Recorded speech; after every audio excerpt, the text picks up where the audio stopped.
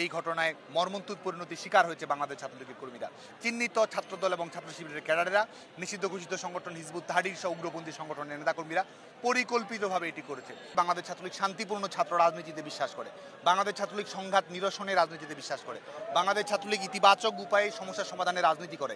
যে কারণে কিন্তু আমরা কোটা সংস্কারের বিষয়ে আমরা যৌক্তিক সমাধানের জন্য সংশ্লিষ্ট সকল পক্ষের কথা বলেছি, আইনগত সমাধানের কথা বলেছি এবং সকল পক্ষকে ধৈর্য এবং ধৈর্যের সঙ্গে এই বিষয়টি যেন এগিয়ে নিয়ে যাওয়া সেই লক্ষ্যে কিন্তু এবং আমরা একই সঙ্গে শিক্ষার্থীদেরকে সচেতন করেছি যাতে করে বিএনপি জামায়াত যারা শিক্ষার্থীদের জনপ্রিয় আন্দোলনকে ব্যবহার করে ভিন্নভাবে নিজস্ব রাজনৈতিক এজেন্ডা বাস্তবায়ন করতে চায় সেই ব্যাপারে যেন সচেতন থাকে। আমরা যে সতর্কতা দিয়েছি বাংলাদেশে কিন্তু পরবর্তী দেখা গেছে ঠিকই বিএনপি জামায়াত শিক্ষার্থীদের উপরে তাণ্ডব চালিয়েছে। তো সার্বিক পরিপ্রেক্ষিতে বাংলাদেশ ছাত্রলীগ শান্তির সাথে ক্যাম্পাসের নিরাপত্তার সাথে শিক্ষার্থীদের নিরাপত্তা যেটি যৌক্তিক ছিল, যেটি যথাযথ ছিল, যেটি দায়িত্বশীল ছিল সেটি করেছে বলে আমরা মনে করি।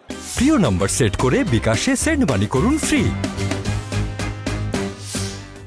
চট্টগ্রামে কিভাবে আমাদের নেতাকর্মীদেরকে ছাদের উপর থেকে ফেলে দেওয়া হয়েছে, নির্যাতন করা হয়েছে, নিষ্পেষণ করা হয়েছে, গোটা বাংলাদেশের মানুষ সেটি দেখেছে।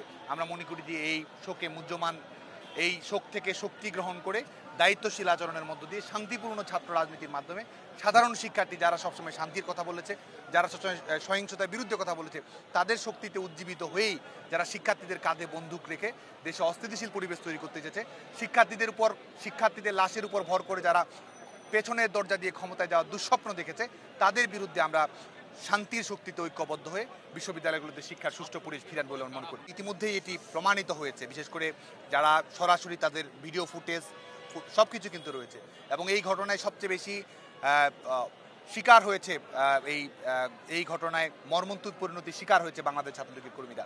বিশেষ করে স্বাধীনতা বিরোধী যুদ্ধাপরাধীদের তাবেদার শক্তি ছাত্রদল ছাত্র শিবিরের সশস্ত্র ক্যাডারেরা কিন্তু আক্রমণ চালিয়েছে। দেশি বিদেশি অস্ত্রশস্ত্রে সজ্জিত হয়ে ঢাকা বিশ্ববিদ্যালয়ের আবাসিক হলগুলোতে ভাঙচুর করা, বাংলাদেশের বিভিন্ন বিশ্ববিদ্যালয় ক্যাম্পাসে শিক্ষার্থীদের উপরে আঘাত করা, সেটি কিন্তু তারা করেছে। চিহ্নিত ছাত্রদল এবং ছাত্র শিবিরের ক্যাডারেরা, নিষিদ্ধ ঘোষিত সংগঠন হিজবুত তাহরির সহ উগ্রপন্থী সংগঠনের নেতাকর্মীরা পরিকল্পিতভাবে এটি করেছে।